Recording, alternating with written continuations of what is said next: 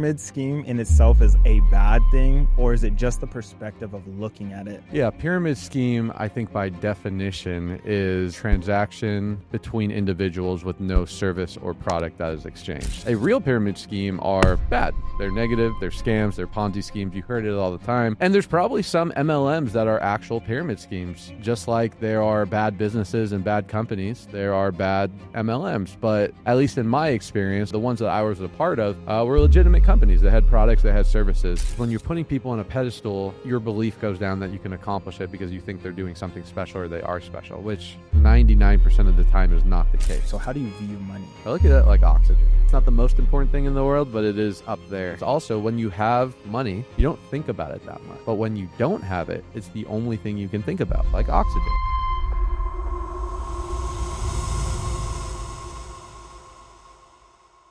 What's up, risk takers? Welcome back to the Double Down Podcast, and I'm your host, DeAndre Woodson. And if you're ready to stop playing small and start building the empire that you were meant for, you're in exactly the right place. Before we dive into today's game-changing episode, do me a quick favor. If you're listening on audio right now, smash that follow button and leave me a 5-star rating. It literally takes 3 seconds, and it helps reach more entrepreneurs that are just like you who are ready to level up. And if you're watching on YouTube, hit subscribe and ring that notification bell so you never miss the strategies that could change your entire life. Today, we're talking about multi-level marketing, and I promise you, this isn't your typical podcast. Joining us, Stephen Cohen, the dynamic entrepreneur behind a rapidly growing solar company that recently made waves by being acquired by publicly traded S-Powers. As the host of Millennial, Millionaire podcast, Stephen has interviewed top industry leaders, sharing invaluable insights and inspiring countless young entrepreneurs. So buckle up and lock in. We're about to double down on your success. Let's get into it.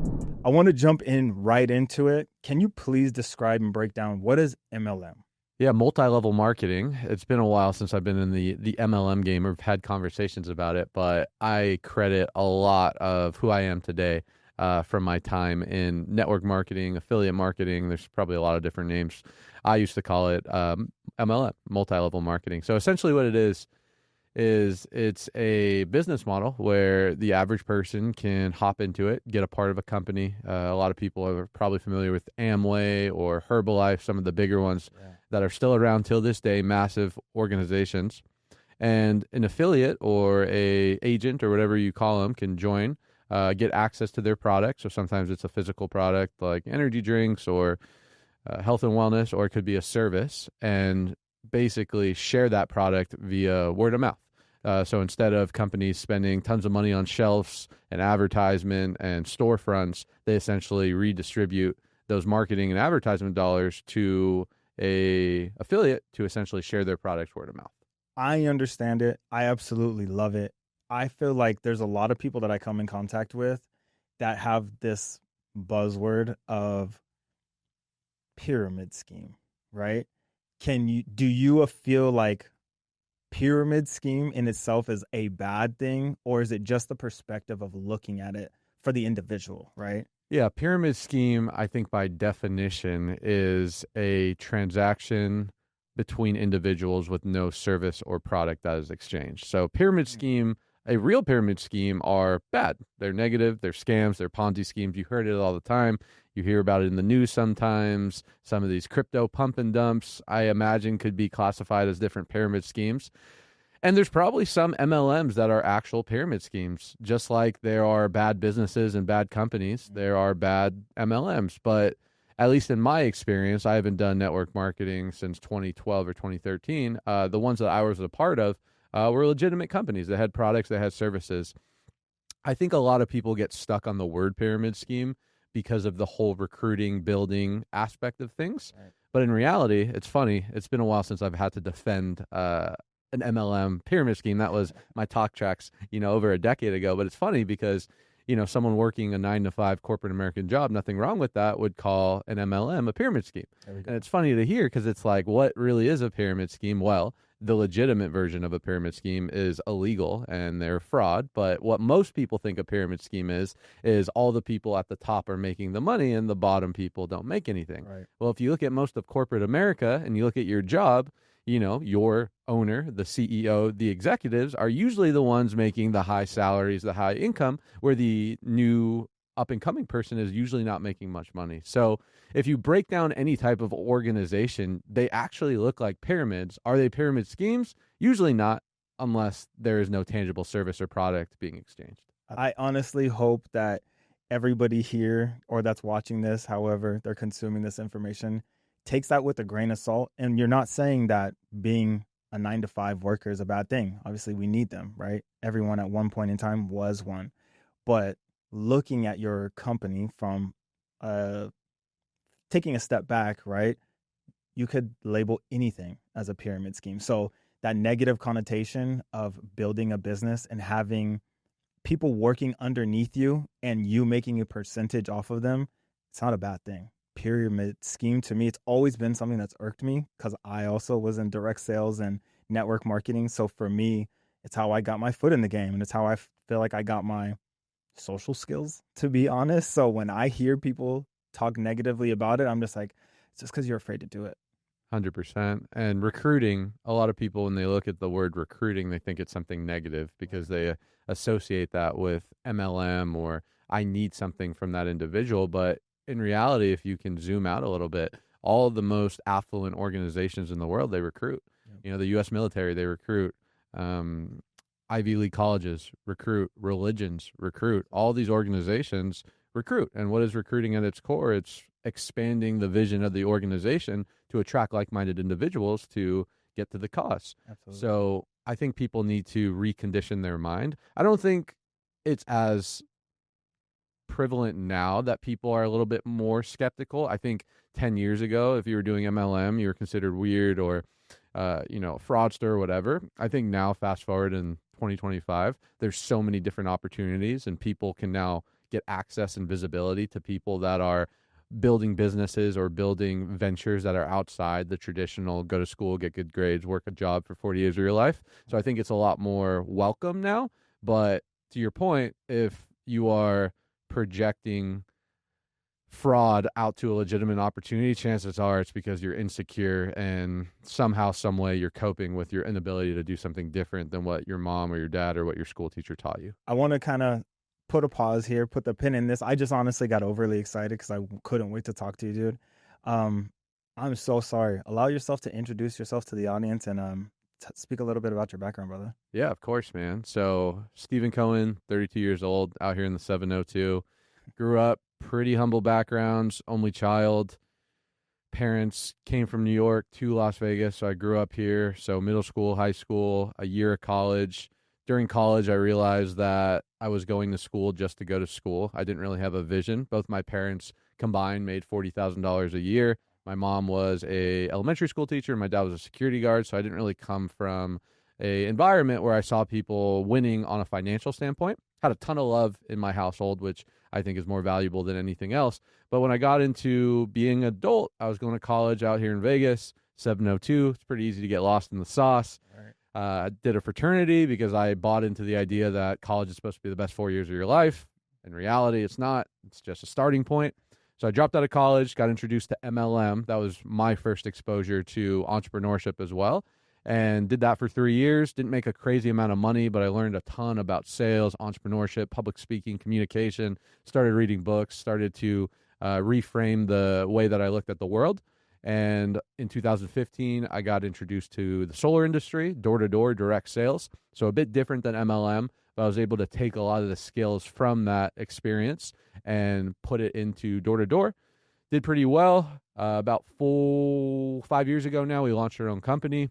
Congrats. And the rest is history, dude. You know, we just got acquired a couple weeks ago, which you mentioned in the intro, which is super cool. But yeah, it's been a cool ride, just traveling around, helping independent contractors, young at heart or, older guys, whatever, any range, just giving them the platform, the vehicle to transform their life through the direct sales industry, which it's funny because direct sales, no one calls direct sales a scam because, you're knocking on doors selling solar. I mean, some people may call solar a scam, but they're just uneducated.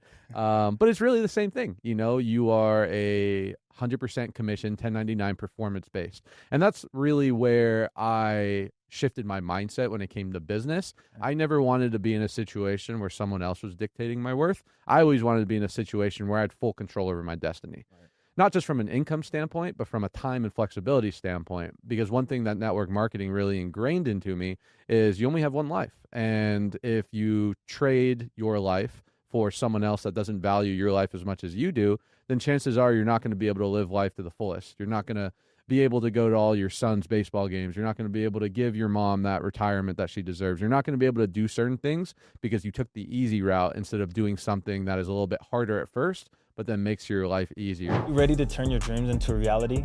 At DVN Consultations, we're here to guide you, complete white glove service every step of the way. Whether you're starting your credit repair journey or you're looking to get business funding, we've got your back. Go ahead and screenshot or click the QR code below and schedule your discovery call with the team.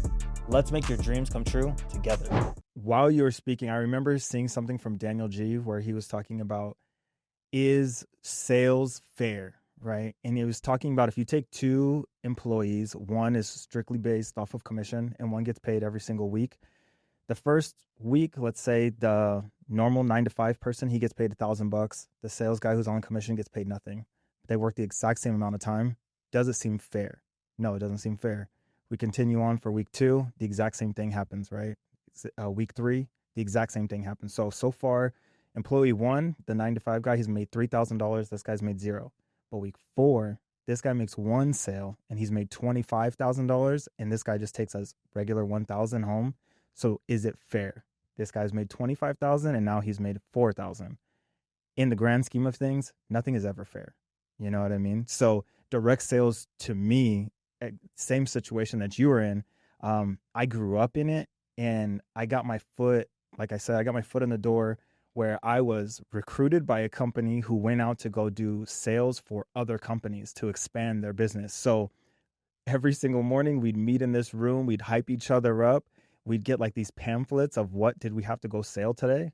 And I was kind of always in front of people, and they always dropped me off on like a school campus or a hospital. And I remember walking like the hospital of UCLA, selling that I worked at a beauty and spa. And I understood what I need to do is sell one of these things, but to 2 different people at the exact same time, right? So I would sell one massage saying, if you guys do this in a group setting, you know what I mean? You can actually knock out 2 birds with 1 stone. So I was really pushing to like, guys, do this for your wife. Allow your wife to go with her best friend. Allow yourself to have a Sunday football all to yourself with you and your boys, right? So to me, I understood and I respect and appreciate direct sales, face-to-face contact. And it taught me so much at such a young age of getting over the fear of talking to strangers, right? Getting over rejection. Because it happens such at a rapid speed, but when one door closes, I have to literally still go make this sale in this door. I couldn't sit there, sulk, wait. Sometimes that I take a minute, go have lunch, right? Go back at it. Absolutely. But I remember when I started my own entrepreneurial journey and started my own business, I was a dog compared to everyone else that I met because I already took so many licks on the front end. You know what I mean? So listening to your story, I was like, oh, this guy is near and dear to my heart. Yeah, a mentor told me once, he said, all direct sales it's a massive personal development program with a compensation plan attached to it. Ooh. You know, the more you grow, the more you go through it, the more you learn about yourself, the more you deal with your own inner demons and your own insecurities, because that's what it's going to do. You know, door-to-door, direct sales, whether it's phone calls or face-to-face, it's one of the rawest forms of sales. And you're faced every single day to look at yourself in the mirror and decide, am I going to go work today? Am I going to stay in integrity? How am I going to show up when I get those licks? How am I going to respond to it? Am I going to get a big check and then take my foot off the gas? And it really is you versus you, which I feel like it really does develop people. So wherever they end up going in life, I hope you take those skills with you and it serves at a higher level. Can we touch back on your direct sales experience of going door to door, starting off in solar? Like, how did you make the transition of being the one knocking to now starting your own? So when I started solar in 2015, I was broke, busted, and disgusted.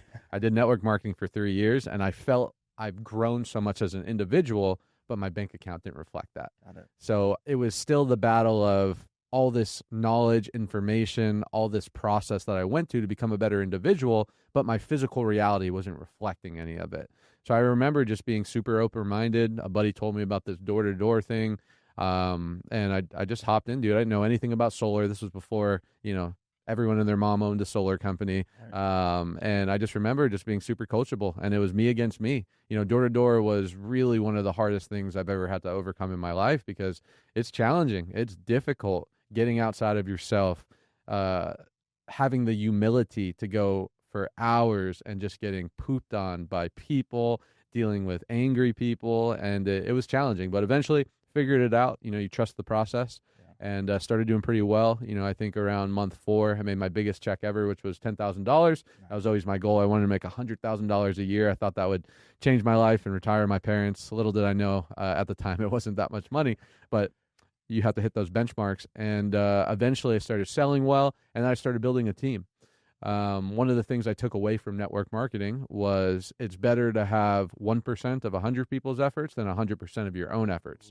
And I knew that if I could figure out this door-to-door thing, and I could really actually create value in the opportunity and prove to myself that I can get results, then I could help other people get results as well. So I started to share the message, share my success on social media. This is when Instagram just started popping off back in 2015, and other people, like-minded people, started to attract to the opportunity. So I quickly went from broke, not having much confidence, not having much self-esteem in terms of my professional life, to then being responsible for a 20-man team in this new solar venture. And then the Vegas market got shut down in 2015 for those that kind of understood what happened in solar back then. So then I went on about a 2.5-year hiatus to Colorado, NorCal, and SoCal, building solar sales teams basically across the West Coast. And the interesting thing, DeAndre, about that was I was 22 or 23 years old when all this was happening. I was still living with my parents at the time. So I was still very sheltered. I still felt like I didn't really fully become the man that I knew that I needed to be. So getting away from my comfort zone, getting away from my environment, you moved here 8 years ago, but I think it's so important from a young age to get away from your environment, so then you could start to rebuild your identity. You start to discover who you really are, because when you're in the same environment, you have the same friends, the same life, people view you the same, you have the same self-image. So it wasn't until I got out of that and really grew up for that 2.5 years of building sales teams, but also living by myself, being responsible for not just me, but other people. And then I came back to Vegas in 2018, and I was a completely different person. So to answer your question, it was getting results myself in the marketplace, proving to myself that I can do it, and then simply just broadcasting the success and sharing the plan, sharing the message, and other people attracted to it as well. The way that you think is inspiring, and I want to give you all the flowers in the world to not only being able to train your own mind like that, but I'm sure as you brought on people underneath you, right, they need to be able to also not only see it to believe it, but they have to feel it. So you have to be able to have a skill of communication. Did you develop that through door-to-door sales? Was that you working on yourself, like you did say earlier, like you're really big into reading, or did you have a mentor along the way to teach you these things? Or was it all just turn on the camera and let me work this out in real time on social media? The funny part, growing up, really probably up until maybe sophomore year of high school, I was extremely shy, extremely introvert, extremely walk into a room and worry what everyone else is thinking about you instead of the opposite. And my mom used to introduce me as the shy kid. And now you fast forward and you're like, well, that didn't help, right? Typically, when you're conditioned from a young age, you bring those habits and beliefs as you get older, unless you address them. But it's interesting because I heard Ed Milet said this once. Typically, the people that you see today, and you see how charismatic they are, or how confident they are, how good of a speaker, communicator, salesperson they are, chances are they didn't grow up like that. So they had to put that intentional work in to get better at it. Wow. Versus the naturally talented person that was always charismatic, they didn't have to put the same level of effort into developing those skills. And as we know, DeAndre, right, hard work beats talent when talent doesn't work hard. 100%. So I'm a product of not wanting to be a certain way and really putting intentionality, becoming uncomfortable, getting in front of the room, always trying to put myself in situations to improve my communication skills, not knowing that it would lead me to a career and a business that would literally rely on the ability to lead, communicate, persuade, influence. And another thing was in high school, I always had a really good knack for bringing people together. And it's interesting because a lot of the gifts that we're naturally born with, sometimes we don't realize them until someone else brings them up and highlights them to make you think, oh, actually, I am really good at that. Oh, actually, now I have awareness that that is something that I feel like I've always had a knack for. And I always had the ability to bring different groups together back in high school. Back then it was partying. Yeah. So I think as I grew older, the combination of really wanting to become someone that can communicate and that has confidence, and that person that walks into a room and cares less about what other people are thinking about them and more about what they're thinking about everyone else, and just the natural gift of being able to bring people together was the perfect marriage that helped me in my sales career. And as you were speaking, it's funny because I have a 4-year-old daughter, and I always try to just breathe in life to her as much as I humanly possibly can. And me and my wife are polar opposites. She's super quiet and will always let me go in first. You know what I mean? But I honestly need her for that specific reason of I don't have to compete, but I also can like do my normal everyday thing. And she thinks it's this amazing superpower. So she fills my cup up just like in my eyes, praising me, but she's just saying like, these are things and talents that you have that I wish I could have. So it's to her, she's like glorifying me, but it's just her reflection of me and it fills my cup all the time. So I love like when she talks about me, but to me, it's me being normal. But my daughter is picking it up and she could talk to literally a rock dude and then an 80-year-old person at the park and then a 5-year-old. And I'm like, keep it up, babe. You know what I mean? Just any and everyone, just tell them your first name, your last name, have a conversation as much as you possibly can. Cause I know being able to communicate, especially in the era, in the world that we're in, it's going to be, and it unlocks so many more doors for her. So it's funny that your mom called you the shy kid, and that actually became the thing that you were trying to flip on its head and look at you today. So shout out to mom. Thank you. Shout out to mom, dude. Yeah, that's awesome, dude. I want to go back into the solar world because I'm so interested in this because I know this sector is so heavily regulated. How do you expand, or how did you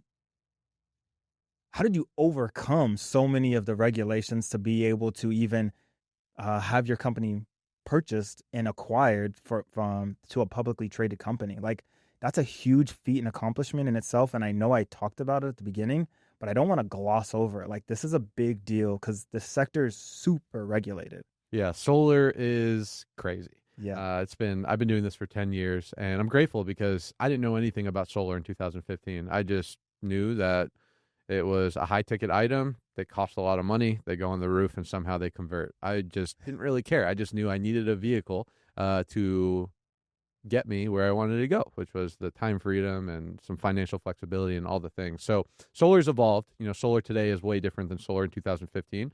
But I think really the keys to take away is most industries change and most industries have resistance and most industries have peaks and valleys. So being adaptable has always been a really valuable skill.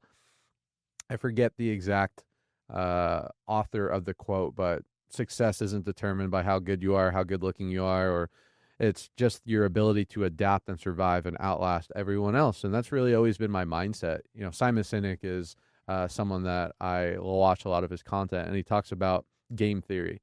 I'm not sure if you're familiar, but Absolutely. Game theory, there's two types of games in game theories. You have the finite game and you have the infinite game. You know, a finite game is baseball. You know exactly what the terms are, you know the rules, you know when the game's over, you know who the players are, and you understand the thesis of it. A infinite game is a lot different. You don't know who the players are, you don't know what the rules are, and really the only purpose of the infinite game is to continue to keep the game going until the players either run out of the will to play or run out of the resources and they end up quitting. So I've always kind of unconsciously took the infinite mindset where I don't need to win this specific battle. I don't always need to win this recruiting battle. We're going to take L's. There's going to be market shutdowns. There's going to be things that change that are outside of our control that aren't great in the short term and maybe not great in the long term. But as long as we can focus on what we can control and be adaptable and change, as long as we outlast everyone else, we'll be the last one standing. And that's always kind of been the mindset. The second thing here is understanding your strengths. So I knew from a really early age that my strengths were team building, recruiting, pouring into people, sales, growth. That has been my domain of expertise over the last 13 years, really, of my professional career. I've been doing this since I was 22 years old. So my whole career, I've had 2 jobs. My whole career really has been this space of direct sales. I could have easily, during my 10-year solar career, left my business partners and wanted to be the CEO or wanted to run my own company or wanted to be the ego. In my company, dude, there's 6 founders. 2 are majority owners, and then we're minority owners. So there were plenty of opportunities during my 10 years that I could have followed my ego and said, I can do this better than y'all. Peace. Let me go start my thing. But I realized I didn't want to wear that hat. I wanted to focus on what I was good at, adding massive value in my space, not adding all these extra pieces on top. Trust my partners that they knew how to navigate the ship. And they ended up navigating us to one of the biggest sales in solar, right? I think this is, don't quote me, but we are the biggest solar sales company acquisition in the history of solar. Yep. There's been publicly traded companies that bought other publicly traded companies, but public to private, like we're one of the biggest. And that wouldn't have happened if people didn't understand their role, if people didn't have enough humility to focus on what they felt like they were good at, and trusting other partners in order to navigate the ship that have more expertise in those areas. So the point I'm trying to get across for the viewers is you don't always have to be the guy. There we go. You don't always have to be the CEO. In today's age, everyone's so focused on titles and all these things. Like, you can plug in with the right people, focus on what you're great at, have self-awareness, and still be able to get massive, massive success in the process. The crazy thing is you're going to be happier. Your quality of life is going to be better. And you're going to be able to focus on the things you actually enjoy doing, not just wearing all these different hats because you're the guy. I agree with it down to the absolute infinite T, because just take this in for instance, right? We're the ones having the conversation here, but there's so many moving pieces behind this that the audience doesn't get to see. And I'll be honest, I don't look that great, but my team makes me look amazing. Come on. You know what I mean? Like, dude, being able to have a wherewithal and the foresight of like, these are my strengths. These are your strengths. These are your strengths. Let's combine all of our superpowers together and just crush it is a power inside of itself. And I think people are really struggling with, I want to do it all. And I think it's because of like the influencer, you know, and if you really got to sit down with like your favorite influencer and you actually ask them, what do they do? You would be completely shocked because they outsource everything. They do nothing. And people, I don't think, understand that. So thank you for explaining that. And I wanted to touch on, while I was getting ready for our episode, I found out I think you are the first privately held company that was purchased to publicly. Can you explain like what is the benefits there for now being acquired by a publicly traded company? We've been reached out to over the last 2-3 years really to have some potential acquisitions, but that none of them really make sense. The financial capital was there, but from a strategic standpoint, it didn't really make sense. So really, dude, one of the benefits is like we've done well over the last 6 years in business. You know, we started with a kilowatt and a dream, some would say. That's awesome. And, you know, we've been able to scale to 800 sales reps in 42 states, all 1099, 100% commission. You know, at HQ pre-acquisition, we only had like 14 salary employees. The rest were like in the field growing. So the fact that we're able to grow as big as we did with as little resources and as nimble as we did, because our vision, dude, was always to be very nimble and to run this business model in a way. To your point, solar is very crazy. Yep. There's been so many companies that have gone out of business in the last 2 years, or I know so many sales bros that are now doing life insurance and all these other companies, because when things are great, it's easy to look good. It's easy to be happy. It's easy to be optimistic. But when things change that are outside of your control, macroeconomics, new legislation, interest rates, it's not as easy. It's not as easy to show everyone how good you are. And a lot of people, again, back to the infinite mindset versus the finite mindset, a lot of people quit during that time. So we made it a point to be able to set our business up in a way where, hey, things are great right now, but when things aren't great, we'll still be nimble. We'll still be flexible. We can continue to add value and be a great place for solar salespeople to work and be able to go through the peaks and valleys of this industry because we're not so bloated at the top. We don't have all this overhead. We don't have all these trucks and fixed cost and salary, because that's when people get in trouble in our space. You scale really big because you have the volume, because things are great. You lose the volume, you can't scale down quick enough, and then you end up going out of business. There's a great quote that it says, more companies die from indigestion versus starvation. Absolutely. Which means most people, it's not that they don't have the sales or the volume or they can't grow. It's because they grow too quick and then they can't scale up and they end up falling apart. Yep. So the benefits for us now, dude, is obviously we have a lot more backing financially, right? We're connected now to a publicly traded company that can go raise money on Wall Street, raise the public markets. We have the ability to offer our guys stock options now, which is huge. Wealth isn't created in earned income. It's created in income that has the ability to multiply and leverage. And now we just have a bigger brand. Dude, SunPower is one of the OG companies in the space. They've been around since the 90s. So now we're able to go in there and obviously give a brand that a lot more people are aware of, have the backing of a publicly traded company as we continue to scale and navigate this uncertain terrain, and really be able to give our key leaders longevity in the upside of the company. Do you find it now easier, like more people want to just naturally come to you organically now instead of you going out and trying to like build Sunder? Is it easier for you now? I would say definitely the recruiting has been a lot easier because we have a lot more value props to add. We're still figuring out kind of the integration. This stuff takes time, which again is above my pay scale, which I'm grateful for. I don't want to be the one in the legal with the logistics and the contracts and all these things. I just focus on my lane and continue to do. But the recruiting meetings have been a lot easier recently. Yeah. While we're sitting down here and talking, man, not only has I seen your transition, but I've also seen your progression in the levels and the seasons that you're in as you've gotten older. You've also turned now your ability to communicate and empower and bring teams together as like another income stream where now you're a keynote speaker. How have you been able to do that? And where did you tell yourself it was okay for you to do so? Or like, where was that turning point in your life where you're like, it's okay for me to also add on this. I'm not only this. Back to the network marketing season of my life, that's really all it was. It was home events. It was getting people in a room.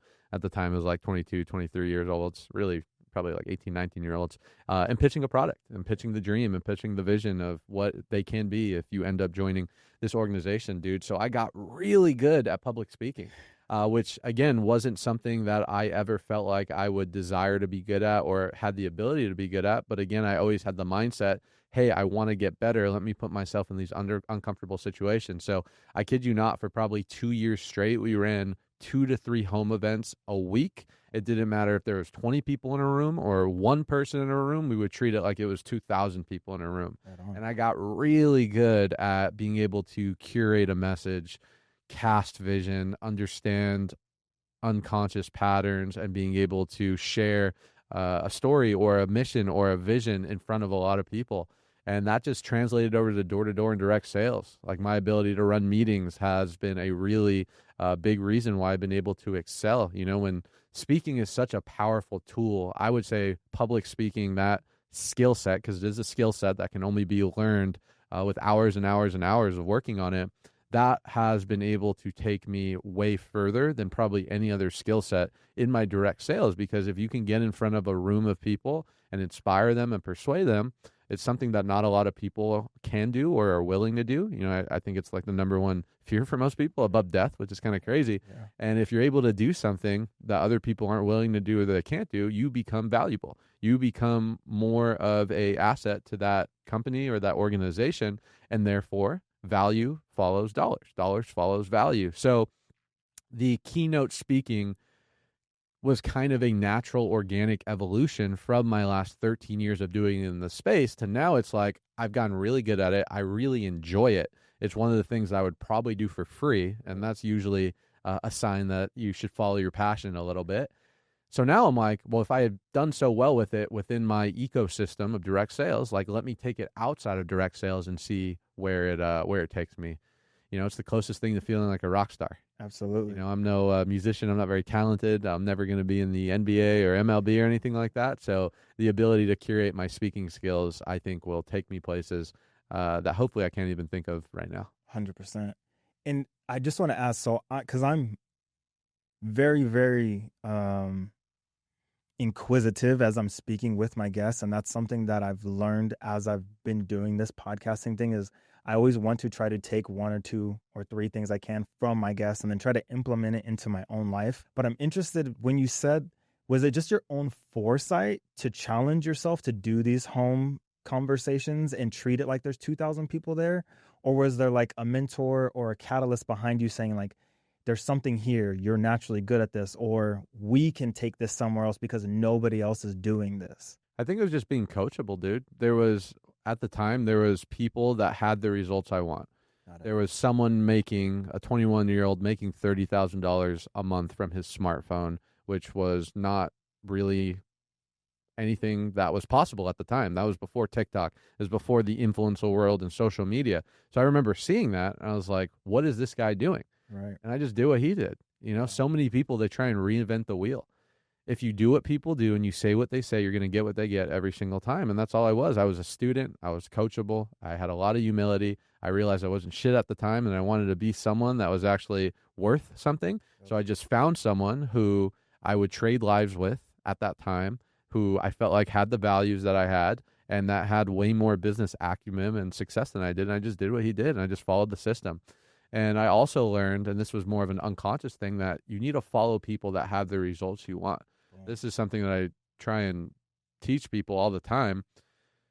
We're being influenced 24/7 every single day, whether it's from our smartphone, whether it's from the news, whether it's from social media, our friends, our family, our coworkers. We're being influenced, conditioned 24/7, especially now. We're getting bombarded. You can't even be alone in your house without getting propaganda and certain conditioning to your phone.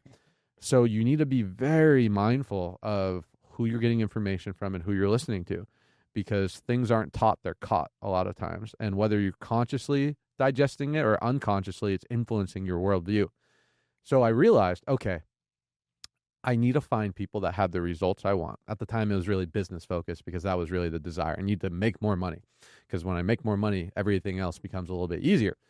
And I just did that. Okay, this guy has the results I want. He's not unhappy. He's not divorced. He's making great money. Like, let me listen to him and not let me listen to my broke fraternity brother who's telling me that this is a scam and I should go get a real job. Right. And if you can extrapolate that into today's world, it's like, who are you taking advice from? Who is in your ear? Who are you allowing to influence your worldview and your perception on things and perspective? And you need to monitor that very importantly, because input typically creates output. Whatever is coming in your psyche is typically the results you're getting in the marketplace. And I just realized that from a young age, even in college.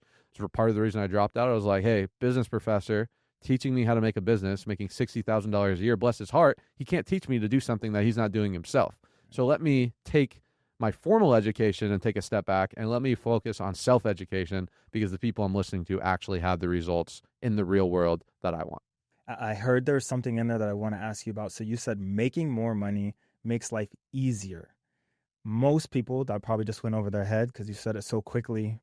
But when I hear that, I wanted to ask you, how do you view money? Because it wasn't like, oh, I get to have and buy flashy things and be a baller, because you're still at a really young age, right? You said makes life easier.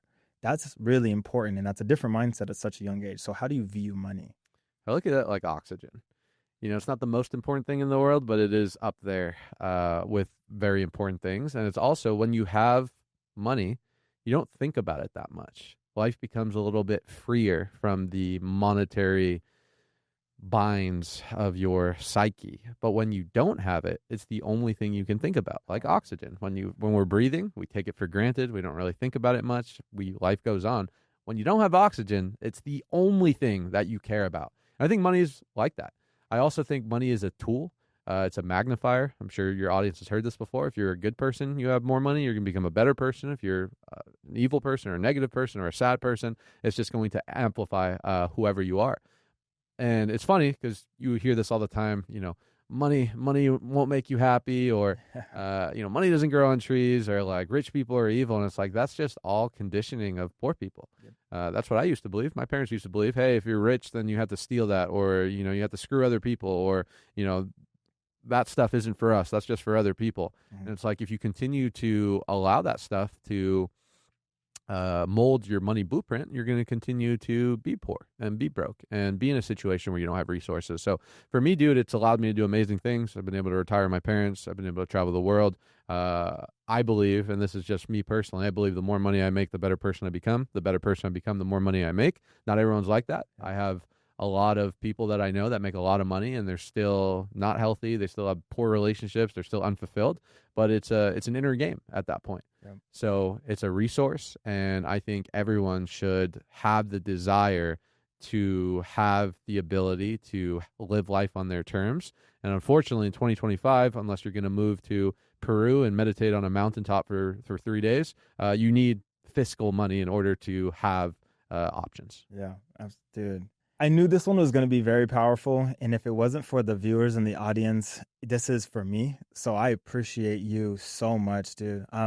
I look at money the exact same way. The more money that I make, the more people I get to help, the more I literally get a giveaway. And that's just the way I was raised. That's also giving back to the church and just tithing. So the more money that I come into, the more people I get to bless with it. And it always comes back to me tenfold. And it helped me also with the exact same mindset working in my company. Once I learned that I can help people fix their credit, the more people I got to help, right? They were the direct reflection, and they went out and they went to go tell their friends and family, this guy got me here. So they just came to me. It was literally like, the more you give, I mean, it sounds cliche, the more that you give, the more that you get, but I'm a living testament of it. So hearing you say that, and the audience, hopefully they pick it up, or maybe it goes in one ear and out the other, and they'll just be stuck like that forever, and it's a bummer. But yeah, and just to piggyback on that, money is energy, just like everything else. Just like this couch is energy, this microphone is energy. It's energy vibrating at a different frequency. Right. I don't want to go too deep, but you picking up and putting down. Yep. So the more that you allow money to come to you, and the more freely you spend money, and the more you give, giving has a very high potency energy to it. You feel good. It's a very abundance feeling. Therefore, if you're putting out that abundance when it comes to money, more abundance will come to you.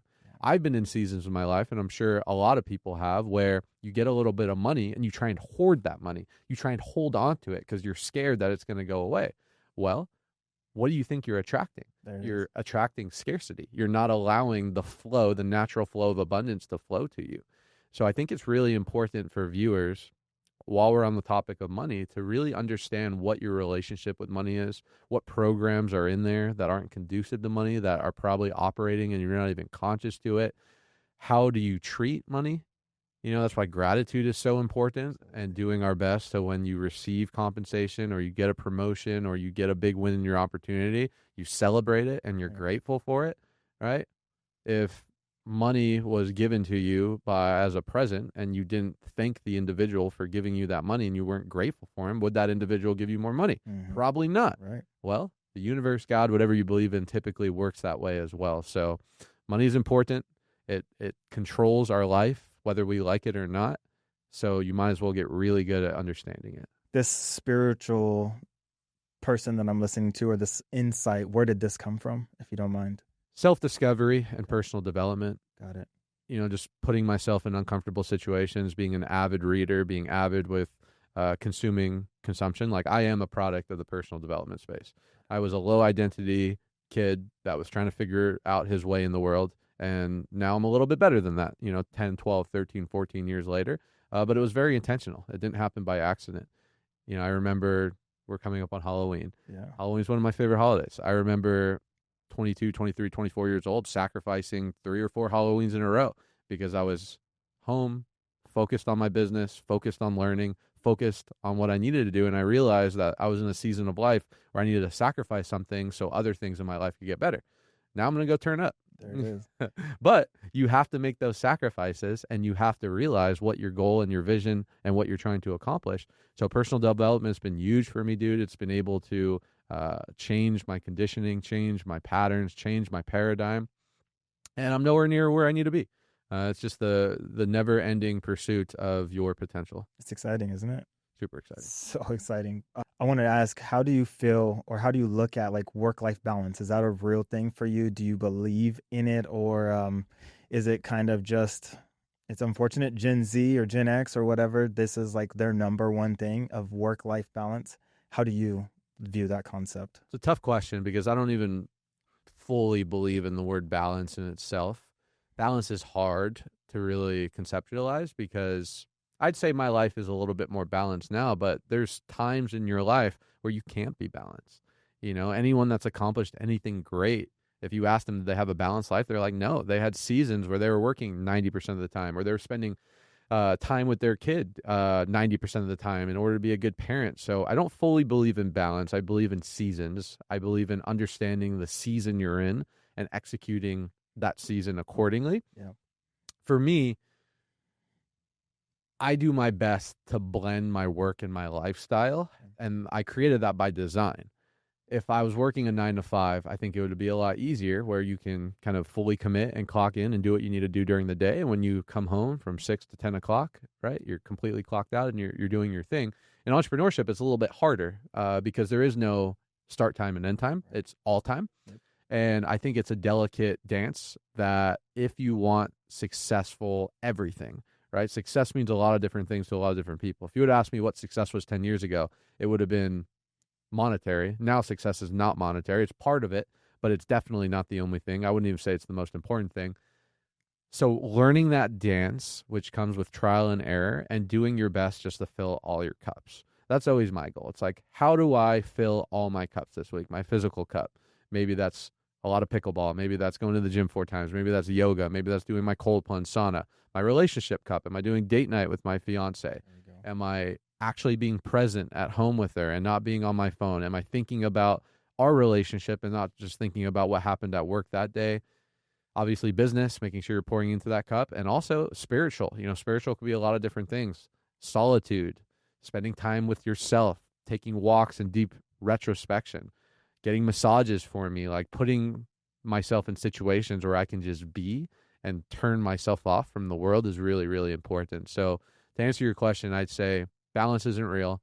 Understand the season you're in. And if you're in a season where you could be a little bit more balanced, making sure you're hitting all the different cups. That one was probably the best answer I've ever heard, because I'm more blunt and I just say, no, it's not real. You know what I mean? But I am this way. I'm wired this way where I'm in it. If it's work, I'm 100% in work. When I'm at home, it's 100% work. So that is where I say my work-life balance, right? I just give whatever I'm doing or creating on or with my family, they get 100% of that time, right? But I don't ever look at my life as like, oh, work-life balance. I shut it off. I'm going hard, just in a different sector. Are you like a big whiteboard person, or you use the calendar? And I'm asking you honestly just because I use my calendar like all day long. I have my lunches, I have my breaks, I have my meetings, I have my everything scheduled out, color coordinated. It's kind of weird. But yeah, are you like into tools, or how do you like? Yeah, definitely into tools. You know, if you go to my home office, I have all my big things. I'm big into visualization as well. You know, more than tools, I have different pictures, the whole vision board thing, just really trying to put myself in the frequency and the life that I want to create. I love my calendar on my phone. I'm a slave to my calendar. You know, I heard this back in the day, but it's so true. You know, as an entrepreneur, you don't have a boss. Your boss is your calendar. Right. What goes in the calendar gets done. So I'm definitely a slave to my calendar. Anything that goes in there gets done. I'm a firm believer in starting your day before it ends, meaning before I go to bed every single night, I have a little whiteboard next to my bed, and I write down my key things I need to get done the next day. So when I wake up, I don't have to think about it. I just take a picture and I go execute. So the same reason Mark Zucks and Steve Jobs wear the same shit every single day, because they don't want the mental fatigue, the decision fatigue of focusing on minuscule tasks. They just want to keep their energy for the big tasks that they're trying to create. So to some degree, doing something like that. And yeah, I have this new app. It's called Dayflow that I really enjoy. I don't know if you heard about it, but it basically takes your calendar and puts it into a to-do list form. So it's nice being able to like get those little dopamine hits by crossing stuff off. So tools are important, dude. I mean, the more that I see different people win, being organized and being thorough is not the most important thing, but it's important. It's important to understand what your day looks like, being effective with your day, being organized, not being all over the place and scattered, because it just allows you to show up a little bit more effective. So all the tools that people need, totally support it. That little whiteboard trick at the end of the day, I'm going to steal that just so you know. But I totally understand and agree with it because, like you said, being able to see what do I have to have listed out for the day, it just makes it so much easier. And I feel like just like as a man, it could just be a me thing, but I need wins. And the more wins I can stack up, I can go knock down bigger ones, right? It's just like uplifting and empowering myself. It just works for me. So I love it. Day flow. I'm going to check that out too because I never heard of it. Yeah. I want to segue a little bit into this sector that you're in of the podcast world with Millennial, Millionaire, dude. Was that just a natural progression, or were you like sick and tired of being on the road and being a keynote speaker and you're like, I want people to come to me, my house. I want to have the structure and the setup how I want to communicate with people. Could you speak on that a little bit? It was a pretty natural progression, dude. So around probably like 3 years ago, I was like, okay, I need to start creating content. Okay. I tried to avoid the online game for a while because I was one of those guys that are like, I'll focus on making my real life cool, not just my online life. And I realized that was a very limiting belief. So I started making talking head videos. I started creating content because I knew that in today's world, your quote unquote resume is now your social media profile. And brand is so important. You know, I grew up with the Gary V's and all these people that just hammer you about your personal brand, your personal brand, your personal brand. So I said, okay, let me start making content. I'm pretty good at this sales training, mindset training already. Let me just start making content. Did that for about a year. Didn't love it. It felt a little bit more of a job and a little bit unauthentic. So I said, okay, well, what can I do to still get the same value of content posting, but make it a little bit more niche based on what I like? And that's kind of where the podcast came from. I said, okay, well, I can now, instead of just posting talking head videos, I can create a relationship with someone new. That I think it's one of the secret cheat codes of networking is podcasting. It's one of the few spaces, few containers that you can have an uninterrupted conversation with someone. We're not checking our phones. We're not thinking about other things. A vacuum of uninterrupted conversation for an hour and actually create a relationship. Right. So I said, I like that. I like networking. I like meeting cool people. And then I could take the long format and chop it up and post my short-term content. So it was almost kind of like killing two birds at one stone. So that's kind of where it started, dude. Yeah. I started in my house for the first like 20 episodes, had a little home office and my personal videographer. And then I realized, okay, I don't want random people coming to my house all the time. So now I'm in a studio and now we're on episode, I think, 92, 93. And it's been cool, dude, because, and you can relate, probably the first 15 guests I had, I knew previously. Yep. The rest have been complete strangers, cold market that I now have a relationship with, which was really my purpose. Yeah. A lot of people ask me, like, what's the purpose of the podcast, Steven? Are you trying to monetize? Are you trying to be the next Logan Paul? I'm like, I mean, if that happens, that's a byproduct. Great. It's probably not, but who knows? I'm not going to put a ceiling on it, but it's really just to like add value to the marketplace with the content that we're posting, but really just increase my Rolodex of like-minded individuals. Because if me and you, DeAndre, are at a networking event, maybe we meet, maybe we hit it off, maybe we dab up and we connect on social media. And that's usually where it ends. Right. Where now I actually have a platform that I can then use that relationship and take it a lot further. Right. Because after the conversation, chances are now you have a higher level of rapport and there's something there to potentially create some magic with in the future. Now that you got past when you did get past your first 15 guests were the ones that you knew, how did you go and get more guests? How did you reach out? Was it just DMing? Is it emails? Is it like a cold call list? Were you doing random pop-ups and network marketing? Like, hey, I have this. Like, how were you getting the next level of guests? A lot of it was pretty organic. Word of mouth, super important. You know, the more you post about anything, the more you do something, the better you are about it, and the more people that will naturally attract to it. Different studios that I've been at, you meet different people. I've had podcast bookers reach out to me. We're fortunate because we live in Vegas, so there's always people flying in for a couple of days and doing podcast tours. So if you can get into the right algorithms with people, you just pop up on, and their job is to reach out to you and plug their guests with a good podcast. So I think all of the above, dude. I've cold DM'd a handful of people, like some of the bigger guests. I'll cold DM. I do it all organic. I don't have a booker. I probably should, but I don't. And it's just been a super organic passion project. Yeah. I don't put too much pressure on it. My goal is to do 3 to 4 a month. If I don't do 3 or 4, I'm not mad at myself, because it is more of a part-time hobby, passion project that could potentially turn into something big. But I'm taking the tortoise and the hare approach. I'm taking the turtle approach on it, which is a lot different. There's a guy, shout out Sean Kelly, digital touch on it. Digital Hour. He's putting in. We work out of the same studio. And he's at like close to 1,000 episodes. He's blown up. He's putting in 10 episodes a week, right? 10 episodes a month. So there's no perfect formula. It's really, again, getting clear on what you want, what your goals are, where you're at in your life. I put 95% of my professional focus on solar. So I'm not trying to be a professional podcaster. If it turns into that eventually, great. But it's really just I want to have the most organic conversation, add as much value as I can from the marketplace, and be open on where it takes me. I was going to touch on it because you've had some really big names in different sectors. Probably the ones that most people would know, like you just said, Sean Kelly, Jason Rojo. You had, I believe, Omar El Takori.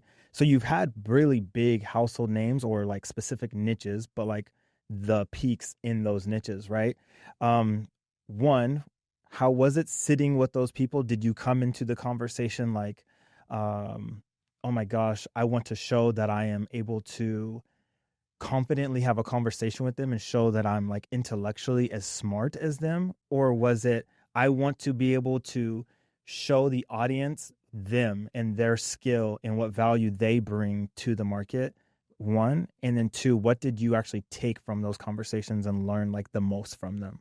My intention going into every podcast is just to create the space for the audience to get a lot of value. And sometimes that looks a little different. Sometimes that's me talking a little bit more. Sometimes that's me just asking questions. Okay. It's also to have a really good conversation with them. And again, just to create psychological safety and allow magic to happen from the conversation. That's always the goal. Yeah. Do I hit it all the time? No, but I do my best. So how that looks is different based on guests and based on the synergy between them, but that's always the goal. What have I taken away? There's always strategic stuff that I take away from every guest that I try and look at from the business, whether I had a lot of real estate investors on there, like you said, a lot of niche people. I just had Misha Tate 2 days ago, right? UFC champion, which is sick. So I'm always similar to you, looking to take away something that I can apply to my life. Because again, that's one of the side benefits of podcasting. You get to sit with amazing people and essentially have them mentor, coach you, and try and get the gems from them. The other thing that I would take away, looking at more of a holistic approach, now that we're like 90-something episodes in, is everyone's stories are pretty similar. Where they started out, they had these aspirations, they've run into massive adversity, tons of rejections, tons of challenges, they overcome it, they get to this new peak, they get into another valley, so on and so forth. So I think more than anything, looking at the holistic approach of almost like the hero's journey, which it feels like most successful people go through. So next time you're in a valley, it's very helpful to have the insight of people that are ahead of you, aside you, behind you, to help not allow yourself to think that it's just you going through this. Because a lot of times when we're going through challenges, I'm reading a book right now, it's called Peaks and Valleys. It talks all about this. Okay. We tend to self-isolate and think we are the only one that is going through it. Our life is so hard. Why is this happening to me? If only this could be different. If only I could have done that. And when you can have so many conversations and hear so many people's stories, you realize you're not that unique. Your challenges isn't that special. Everyone's going through something, and everyone has gone through something, and most of these people have overcome it, and there's still plenty more to overcome, but that at least gives you the wisdom and the hindsight to not get into the soap opera of woe is me. And it is exactly where I'm at in the stage of this in the podcasting world. Is I first started to do it trying to create a safe space and share for the audience in the world. Like, nobody is better than you, right? Most people that you sit down with didn't grow up like a Kardashian with a silver spoon in their mouth. Like, they had adversity, they struggled, they overcame, they had wins, they had losses. And I just want the everyday person to be like, you can do this too if you apply yourself or if you just don't quit, right? Kind of like Hormozy, you know what I mean? Like, he's going to outwork everybody and break Guinness World Records. But that's what initially this started to be for me. And the more guests that I had on, like you were saying, the story is very similar, right? And then when you get to a different level, you just take way greater losses. And that inside of itself could be even scarier or a bigger impact because you weren't prepared to get to this level, right? So even imagining a bigger loss could be incredibly overwhelming to another extent. And I feel like that's where I'm at right now with this in podcasting is I want to be able to not only share like the background and the history and the wins and the losses for my guests and be able to allow the audience to see that, but there's more. Like if you keep going and tapping into yourself more, you have more to give literally until the end of your day, where it says, today I'm great, I'm going to be even better tomorrow, and then I should be better the next day if I'm better today, tomorrow. You know what I mean? So you saying that, I can see it and I can feel like your energy and your passion. I know they can't, but I can feel it sitting across from you, and it's powerful, dude. It's like a really nice magnetism that you have. It's cool. Thank you, dude. Yeah, we put successful people on a pedestal. Yeah. Success could, again, financially successful, maybe successful in that relationship, right? Their marriage looks so great, whatever it is, we put the successful people on a pedestal. And the challenge with that is, and I still do it to this day, is when you're putting people on a pedestal, your belief goes down that you can accomplish it because you think they're doing something special or they are special, which 99% of the time is not the case. Absolutely. So when you're able to sit with these people, one of the benefits of podcasting or listening to a podcast as a speaker, your whole job as a speaker is to make the audience believe that they can do the same thing you did because they can. Boom. The best speakers are the people that you leave the room thinking, oh man, he's a normal person. I can do what he did. He's not special. The ones that put themselves in a special category make it not duplicatable for individuals, and they're not as impactful as the ones that can. So when we can take these highly affluent individuals off a pedestal and humanize them, it makes our level of belief increase, and the gap between where we are and where we want to be starts to shorten because we can then see what it's like to get there because there's someone else in real life doing it that is no better than us, no smarter than us. They put their pants on the same way we do.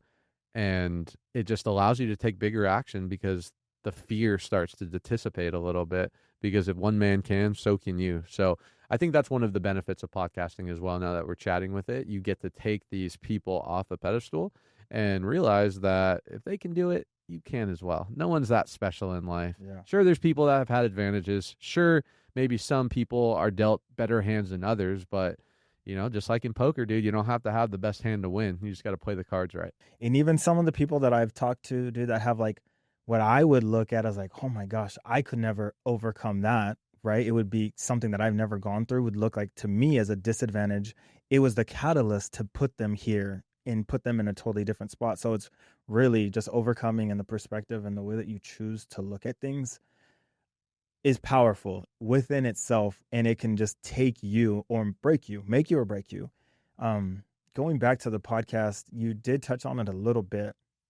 Does it depend on the guest, how you think the episode goes, or like the ebbs and the flows, or do you come into it like with a structure? Or and I'm asking this because, okay, Rogan, right? We all look at Rogan. He's been doing this for 15 years. He does what, 2,000, 3,000, 5,000 episodes, right?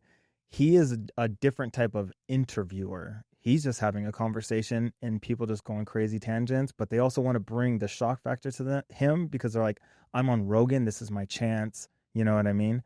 How do you view yourself, or how do you like structure your episodes? Is it guest based? Is it just how the conversation's going, or Q&A? I always have a list of questions prepared, different topics, so I kind of understand where the conversation is going to go. Because again, most of these guests, I don't know them personally. Right. So I need to do a little bit of research and understand what are their strengths. ChatGPT is very helpful, right? Learning a little bit about their hot buttons and stuff like that.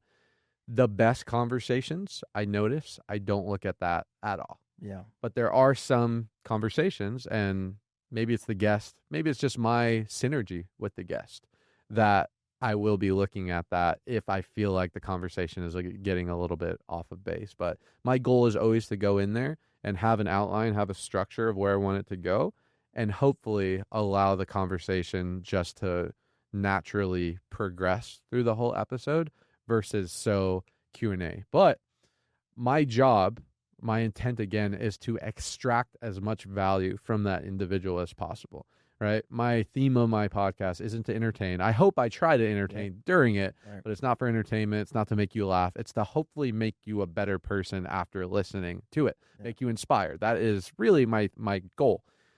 So my goal is to extract as many gems as possible through the conversation. And if the conversation flows and we can laugh, that is all a cherry on top. But I think it is guest dependent. It really is.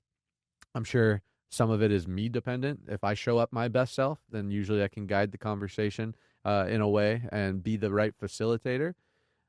And it's always fun, because you never know where the conversation's going to go. And some guests are better than other. Some guests have done a lot more of this content communication where other guests have just created something really cool and they don't really get to use that communication muscle much. So it's almost kind of like you having that dead fish that you're trying to extract from. So it varies, but the beautiful thing about it, I'm becoming better every single episode as well, because I have to be that chameleon to facilitate, guide, and get the conversation to where I need to be, regardless of who's on the other side of it. How do you feel like you're doing at it? I feel like I'm doing really well, dude. And again, I feel like I had a leg up because even though I've never been a podcaster before, I've been in the communication game for 13, 14 years. So I understand body language, I understand subtleties, I understand how to create space and how to create that magnetism. So I feel like I'm doing better than most, and I've gotten good feedback on it. But again, it just depends on the measuring stick that you're taking. Yeah. Again, like I feel like we've grown pretty organically, but it's nothing crazy. I'm not putting any real effort into monetizing or growing it outside of just putting out content. Right. And that's some feedback for me. If I really want to take this to the next level, as there's a game that needs to be played. It's not as easy as just like getting good guests and having good conversation. There's a lot more on the back end that needs to go into it if you want to blow up and go viral and start getting more subscribers and views and likes and all the things. And I just don't care that much, if I'm being fully real. I just don't care. I just want to continue to do what I'm doing, outlast everyone else, continue to be consistent with my episodes, bring in quality guests, quality conversations, and see where it takes me. Dude, I think that was the most authentic. I mean, I've had some really good guests say some really authentic things. That I feel like has been the most authentic thing to ever be said inside the studio. So that was really, really cool. Thanks, dude. Yeah, that was awesome. You already said you really don't care too much where you can take the podcast. Wherever it goes is where it ends up. And that's a beautiful thing within itself, because it allows it to be natural, but it takes the stressors away. And that's what I found out when you take the stress off something. And again, this doubles back to like the team building, right? Being able to delegate and give other people jobs and tasks and wear different hats. Since you've taken the stress off of the podcast, where do you see yourself going the next 5, 10, 15? And if you want to interject with the solar, obviously after this huge acquisition, where's the future hold for you, brother? Yeah, plans are to continue to dominate in solar for the next 3-5 years, however that looks like. Now that we have this new acquisition, we are now tied to a publicly traded company. So our direct effort increases the stock, which as a byproduct increases the dubs for everyone involved with it. So that's the newfound invigoration of having a bigger game that can be played. That's on the solar side. That's going to continue to be my main focus. Speaking is something that I'm a little bit newer to outside of the direct sales space that really fuels me up. If anything, the podcast is more of a credibility piece for the speaking long term, not the other way around. Yeah.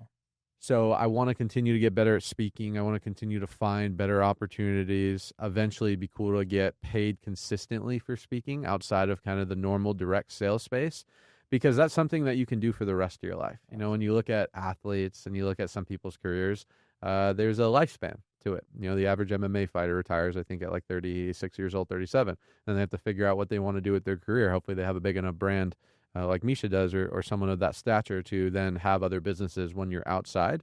we're speaking something you can do till you're 80 years old, 85 years old, 90 years old, if you have the energy to do it. And it just really does fuel me, and it's a lot of fun. So it's going to continue to explore the piecing side of my professional life, and start putting myself out there more, start getting a little bit better, start bringing in resources to help me craft an actual business around it, and not just kind of a hobby. And continue to just live life, dude. Continue to live life, focus on experiences, focus on joy. For the first like 3 or 4 years of my solar career, I sacrificed everything for the business. I didn't want to go out. I didn't really want to make new friends. I didn't want to really do anything other than like, I was on a mission, almost like you're going on a tour in Iraq or a tour in Afghanistan. You're on a mission for a period of time to accomplish a certain objection. And then once you're done, you can then go home to your family and enjoy your life. That was really me for a while. And I still have that same work ethic and hunger and desire, but I also now do realize that business and money isn't everything. It's important. It's not everything. So I want to continue to just be a better husband, better eventually father, and just continue to evolve in all areas. And I think the more I focus on my personal life as well, the more the business will thrive. I normally try to end my episodes, man, with this one singular question. I ask the guest, if everything on the internet was wiped away, if everything was completely scrubbed of everything based off Stephen Cohen, Millennial, Millionaire, all of your speaking, talking points, your talking head back in the day, what would you want to leave the audience with if you had a 30, 45-second clip of A, who you are, but B, what do they need to focus on, or what do they need to do to make themselves successful or make themselves better?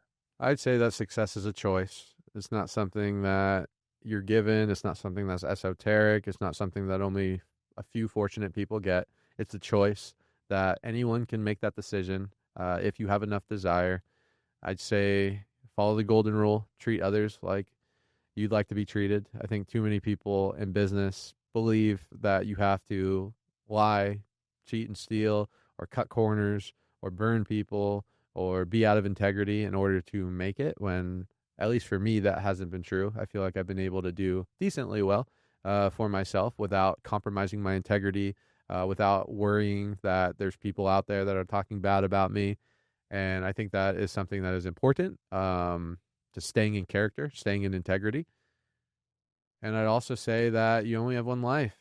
Drake said it best, YOLO. So really getting intentional is the life you're currently living, not just from a financial standpoint, but your life, your business, your family, the place you live, the environment that you have, the friends you have in your life, your lifestyle. Are you happy with it? Are you satisfied with it? And if you're not, good, do something about it. Make a change. Start taking those 1% changes, and eventually you'll wake up one day and you can actually say yes to that question, that you are satisfied with your life and you enjoy yourself. And it's so sad because I've seen a lot of my family, a lot of people in my life who are older that are just stuck with regret. And the quotes are there all the time, an ounce of discipline is way better than pounds of regret. And that's one of the things that scared the shit out of me. It scared me being 40, 50, 60, 70 years old and looking back at my life and having a lot of regret, and not being in a situation where I can do the things that I want and take care of my family and live life to the standard that I believe that everyone should live life in America in the 21st century. So I would say do a little bit of future thinking, figure out what you want, reverse engineer it, and make sure you're doing everything that you can not to wake up in 40 years from now and have that weight on your shoulders. Please let the people know where they can find you, what you got going on in the future, and how they maybe can connect with you or join the Sunder team, brother. Stephen Cohen on Instagram. I'm super active on there. If you want to check out the company, it's joinsunderenergy.com. Check out the podcast, Millennial Millionaire, on Spotify, YouTube, Apple Podcast. Would love to connect with anyone in your audience, whether they want to get into the solar game, learn a little bit more, or they just want to check out the content, dude. This one, honestly, I knew was going to be an absolute pleasure, and I want to give all the praise and thanks to you, dude. This one for me meant a lot just because of our backgrounds being so closely intertwined, and we do have acquaintances that share the same friend. So I knew that this one was going to be really powerful. If anyone was paying attention, I put my phone down a long time ago. So there wasn't one staged question at all with this one. This one was really, really fun for me, man. So I want to. Likewise, dude. With that being said, I hope that this one was an absolute pleasure and a gem and a jewel for you guys as much as it was for me. Stephen Cohen literally breathed life into me today. So I hope that you were able to take a little bit of that and you can use it for your own life. And don't ever forget to double down on yourself, double down on your dreams, double down on your aspirations and your inspirations. If nobody in your life believes in you, you believe in yourself and you can make it happen. That's today's episode.